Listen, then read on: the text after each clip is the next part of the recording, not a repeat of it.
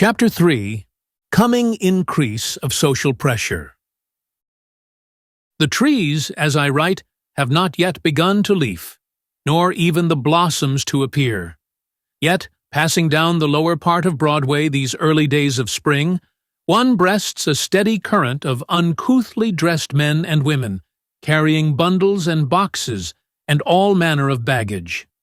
As the season advances, the human current will increase. Even in winter, it will not wholly cease its flow. It is the great Gulf Stream of humanity, which sets from Europe upon America, the greatest migration of peoples since the world began. Other minor branches has the stream. Into Boston and Philadelphia, into Portland, Quebec, and Montreal, into New Orleans, Galveston, San Francisco, and Victoria come offshoots of the same current. And as it flows, it draws increasing volume from wider sources. Emigration to America has, since 1848, reduced the population of Ireland by more than a third. But as Irish ability to feed the stream declines, English emigration increases. The German outpour becomes so vast as to assume the first proportions, and the millions of Italy, pressed by want as severe as that of Ireland, begin to turn to the emigrant ship as did the Irish.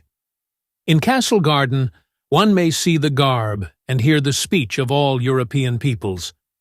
From the fjords of Norway, from the plains of Russia and Hungary, from the mountains of Wallachia, and from Mediterranean shores and islands, once the center of classic civilization, the great current is fed.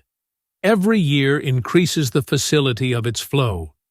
Year by year, improvements in steam navigation are practically reducing the distance between the two continents.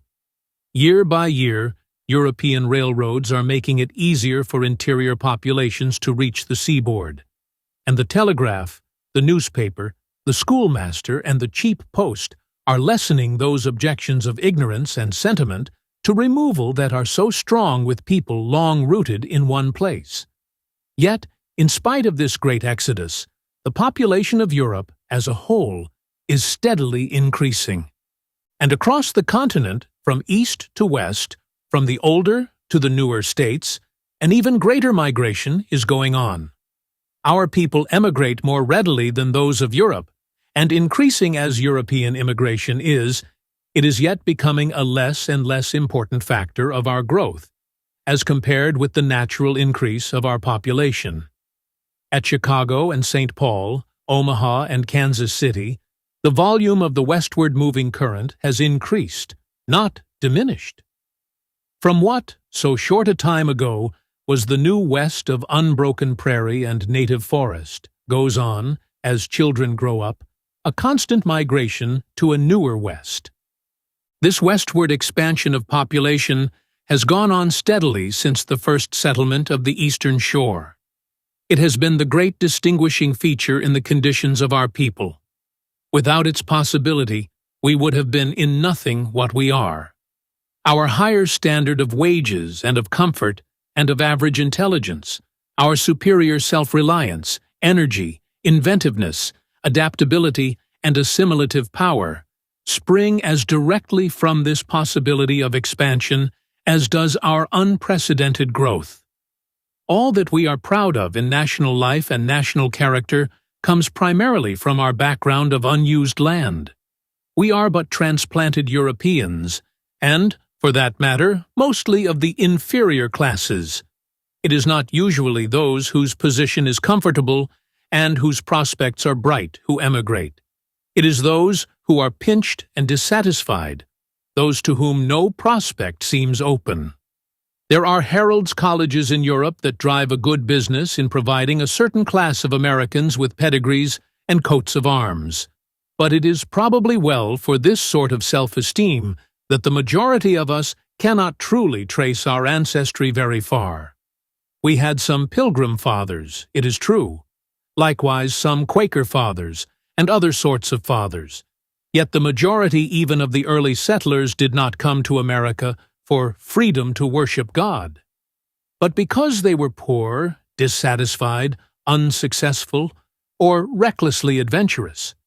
Many because they were evicted, many to escape imprisonment, many because they were kidnapped, many as self-sold bondsmen, as indentured apprentices or mercenary soldiers.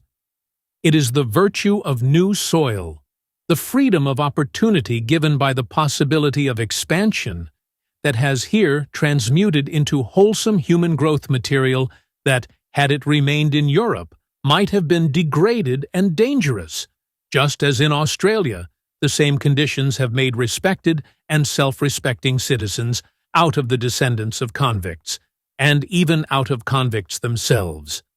It may be doubted if the relation of the opening of the New World to the development of modern civilization is yet fully recognized. In many respects, the discovery of Columbus has proved the most important event in the history of the European world since the birth of Christ. How important America has been to Europe as furnishing an outlet for the restless, the dissatisfied, the oppressed, and the downtrodden. How influences emanating from the freer opportunities and freer life of America have reacted upon European thought and life, we can begin to realize only when we try to imagine what would have been the present condition of Europe had Columbus found only a watery waste between Europe and Asia, or even had he found here a continent populated as India, or China, or Mexico were populated. And, correlatively, one of the most momentous events that could happen to the modern world would be the ending of this possibility of westward expansion. That it must sometime end is evident when we remember that the earth is round. Practically, this event is near at hand. Its shadow is even now stealing over us. Not that there is any danger of this continent being really overpopulated. Not that there will not be for a long time to come, even at our present rate of growth, plenty of unused land or of land only partially used.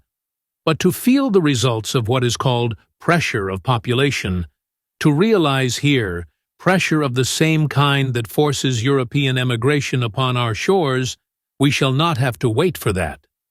Europe today is not overpopulated.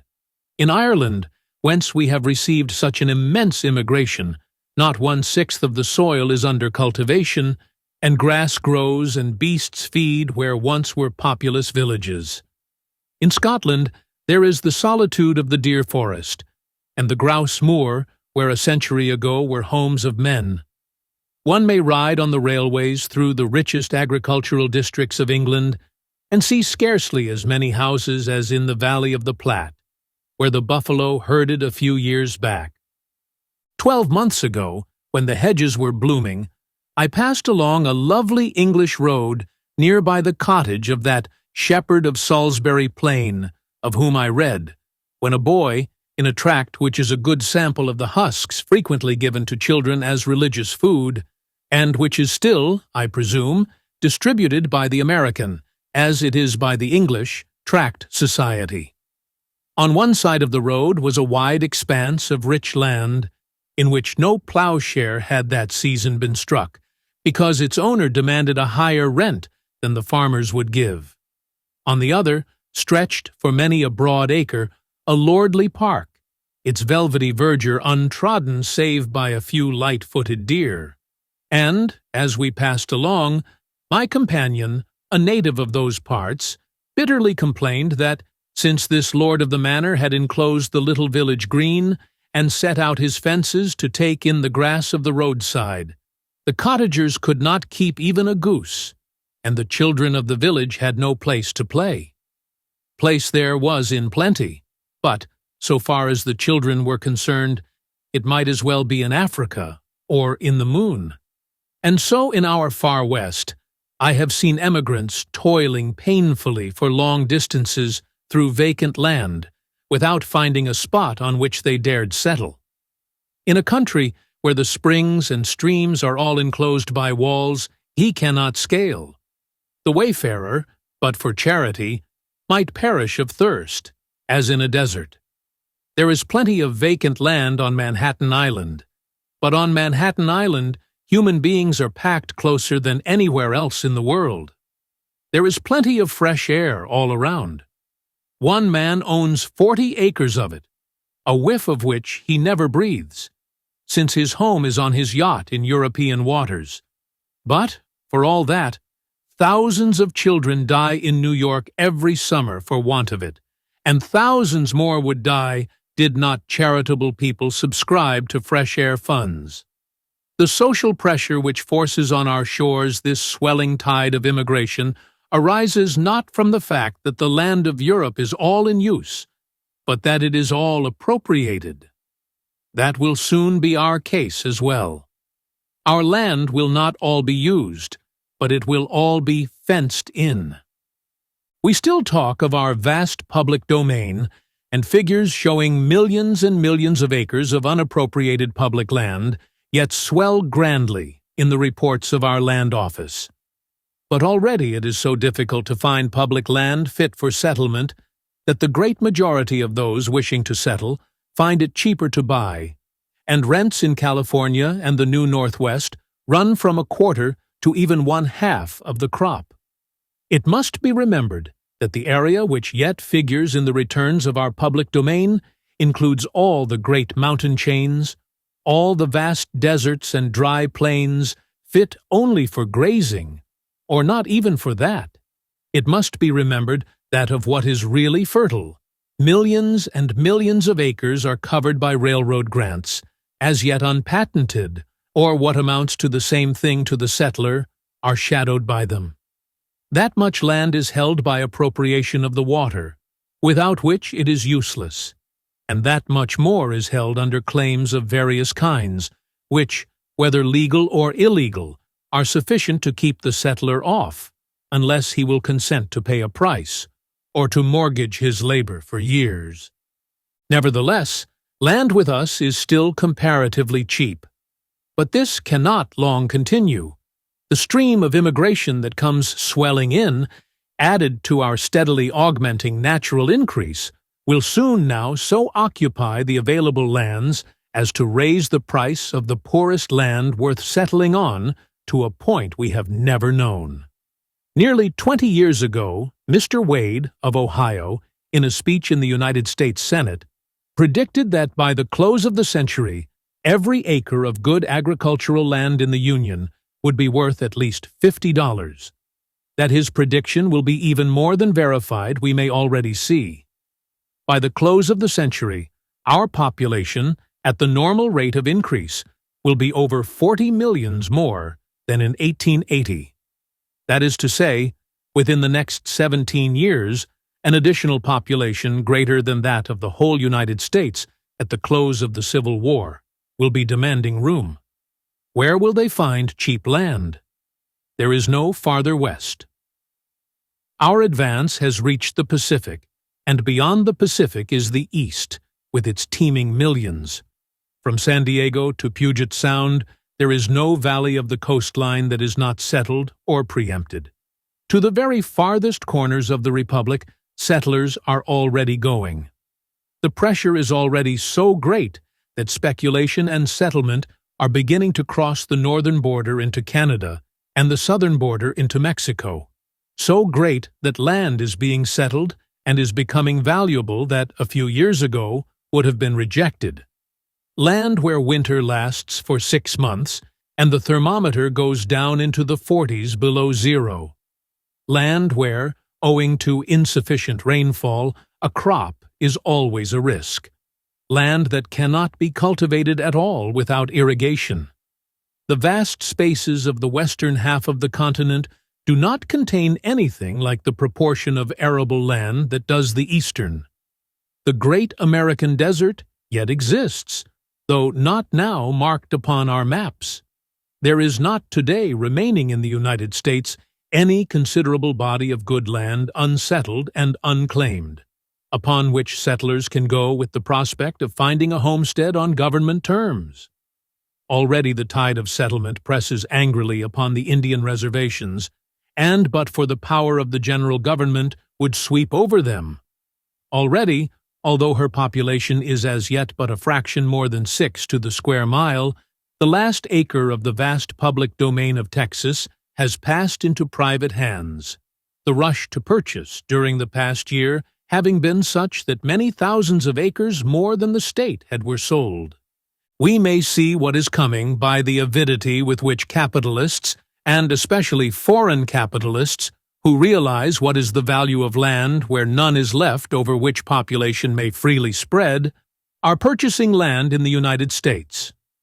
This movement has been going on quietly for some years. Until now there is scarcely a rich English peer or wealthy English banker who does not, either individually or as the member of some syndicate, own a great tract of our new land, and the purchase of large bodies for foreign account is going on every day. It is with these absentee landlords that our coming millions must make terms. Nor must it be forgotten that, while our population is increasing and our wild lands are being appropriated, the productive capacity of our soil is being steadily reduced, which, practically, amounts to the same thing as reducing its quantity. Speaking generally, the agriculture of the United States is an exhaustive agriculture. We do not return to the earth what we take from it. Each crop that is harvested leaves the soil the poorer. We are cutting down forests which we do not replant. We are shipping abroad, in wheat and cotton and tobacco and meat, or flushing into the sea through the sewers of our great cities, the elements of fertility that have been embedded in the soil by the slow processes of nature, acting for long ages. The day is near at hand when it will be no longer possible for our increasing population freely to expand over new land, when we shall need for our own millions the immense surplus of foodstuffs now exported, when we shall not only begin to feel that social pressure which comes when natural resources are all monopolized, but when increasing social pressure here will increase social pressure in Europe. How momentous is this fact we begin to realize when we cast about for such another outlet as the United States has furnished. We look in vain. The British possessions to the north of us embrace comparatively little arable land. The valleys of the Saskatchewan and the Red River are being already taken up, and land speculation is already raging there in fever. Mexico offers opportunities for American enterprise and American capital and American trade, but scarcely for American emigration. There is some room for our settlers in that northern zone that has been kept desolate by fierce Indians, but it is very little. The tableland of Mexico and those portions of Central and South America suited to our people are already well filled by a population whom we cannot displace, unless, as the Saxons displaced the ancient Britons, by a war of extermination. Anglo-Saxon capital and enterprise and influence will doubtless dominate those regions, and many of our people will go there, but it will be as Englishmen go to India or British Guiana. Where land is already granted, and where peon labor can be had for a song, no such emigration can take place as that which has been pushing its way westward over the United States. So of Africa. Our race has made a permanent lodgment on the southern extremity of that vast continent, but its northern advance is met by tropical heats and the presence of races of strong vitality. On the north, the Latin branches of the European family seem to have again become acclimated, and wilt probably in time revive the ancient populousness and importance of Mediterranean Africa, but it will scarcely furnish an outlet for more than them. As for equatorial Africa, though we may explore and civilize and develop, we cannot colonize it in the face of the climate, and of races that increase, rather than disappear, in presence of the white man. The arable land of Australia would not merely be soon well populated by anything like the emigration that Europe is pouring on America, but there the forestalling of land goes on as rapidly as here. Thus we come again to that greatest of the continents, from which our race once started on its westward way, Asia, mother of peoples and religions, which yet contains the greater part of the human race. Millions who live and die, in all but utter unconsciousness of our modern world. In the awakening of those peoples, by the impact of Western civilization, lies one of the greatest problems of the future. But it is not my purpose to enter into such speculations. What I want to point out is that we are very soon to lose one of the most important conditions under which our civilization has been developing. That possibility of expansion over virgin soil that has given scope and freedom to American life, and relieved social pressure in the most progressive European nations. Tendencies, harmless under this condition, may become most dangerous when it is changed. Gunpowder does not explode until it is confined. You may rest your hand on the slowly ascending jaw of a hydraulic press. It will only gently raise it. But wait a moment till it meets resistance.